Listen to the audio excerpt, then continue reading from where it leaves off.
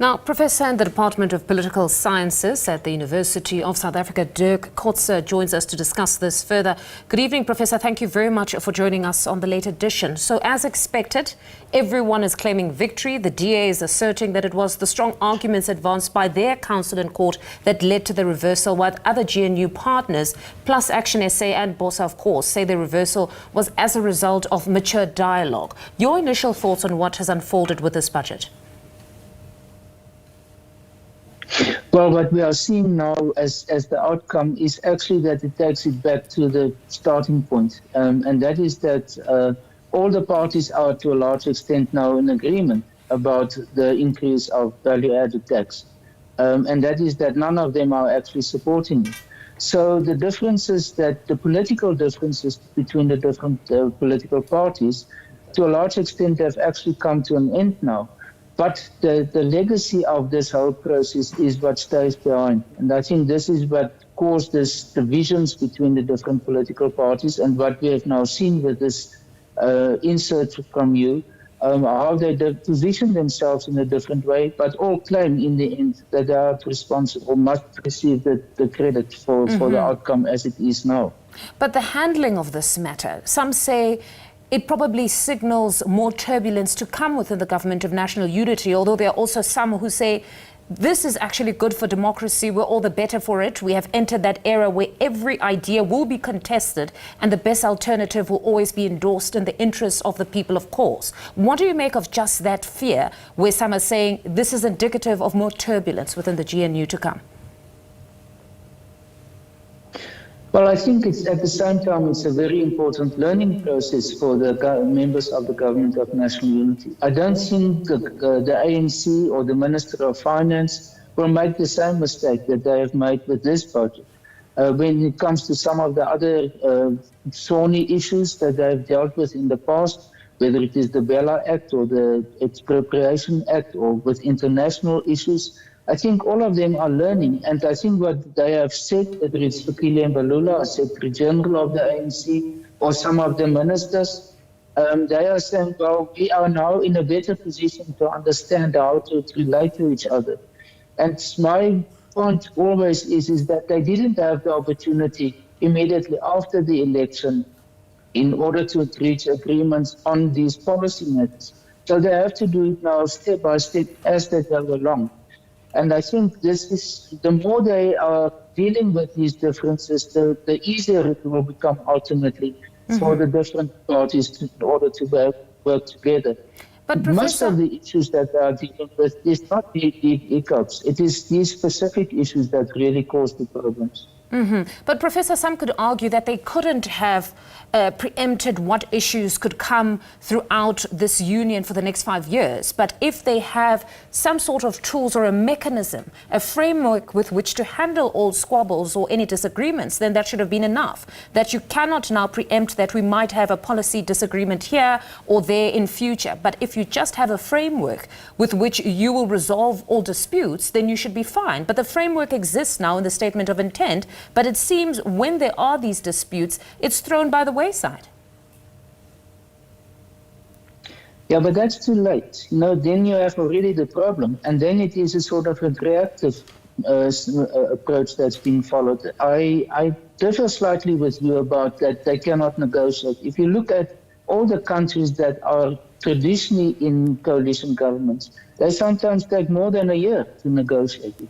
Whether it is in the Netherlands, or in Belgium, or in Germany, or even in a place like Israel, that's what they do in order to establish a sound foundation for and a policy foundation for these coalitions. And I think this is what they are learning, that they need to have more time in order to deal with these issues.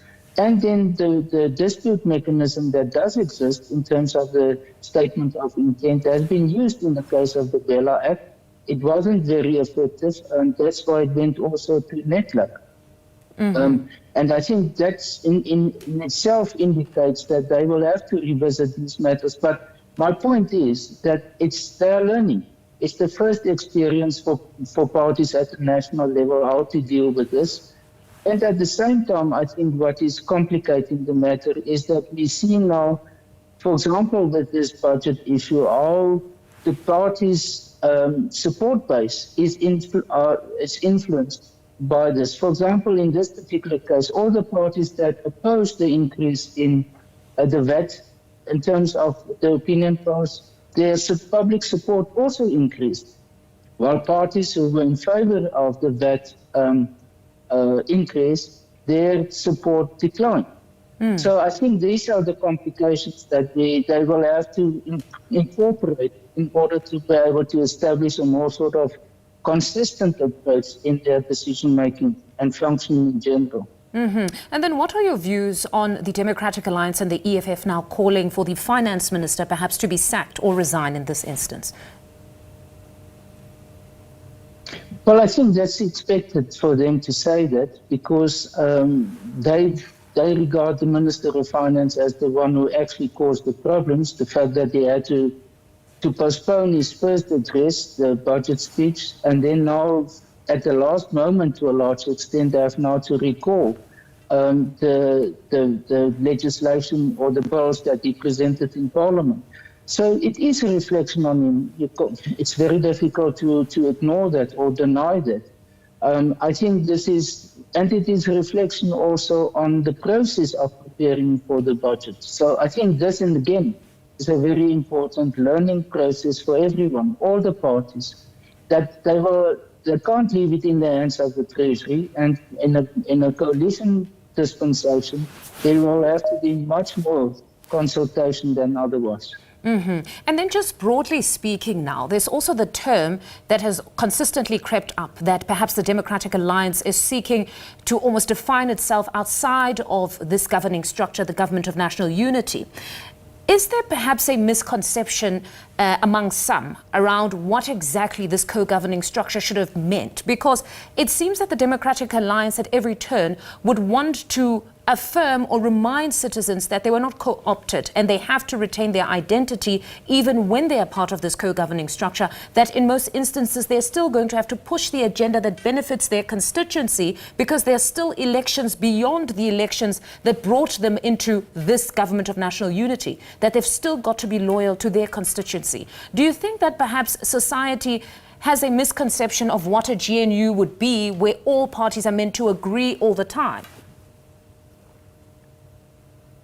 Yes, but the picture that you sketch is exactly applicable to all the parties. And that is the complications or the difficulty of working within a coalition or a Government of National Unity is that parties are there in their own right. They maintain their own identities. And that is why we see that the parties, the persons in the parties, the leaders in those parties, who are not part of the government, like, for example, Fikile Mbalula for the ANC or Helen Zille for the DA, who are in the same situations. They are, in a sense, the secretaries of their parties. That they speak on behalf of their parties, not on behalf of the Government of National Unity. So their positions are not necessarily identical with what we see within the Government of National Unity. And that's the fine balance that the public must be able to understand. This is that in a coalition, there's not it's not homogeneous. It's not that all parties agree on everything in the same way. But that is exactly what it is. It is a combination of these different positions. And it goes back to what I said earlier on. Then they must reach an agreement of what is common amongst them. The differences they will have to park to some extent. And I think in that sense, we are not yet in that mode of operations. And the public must understand that there's pressure on these different parties to work together.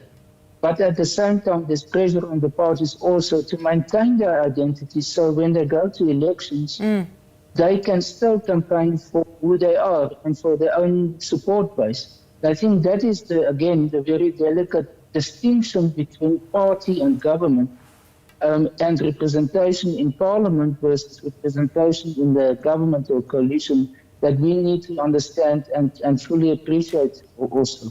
Professor, thank you very much for your insights this evening. That's Professor in the Department of Political Sciences at the University of South Africa, Dirk Kotze, speaking to us there.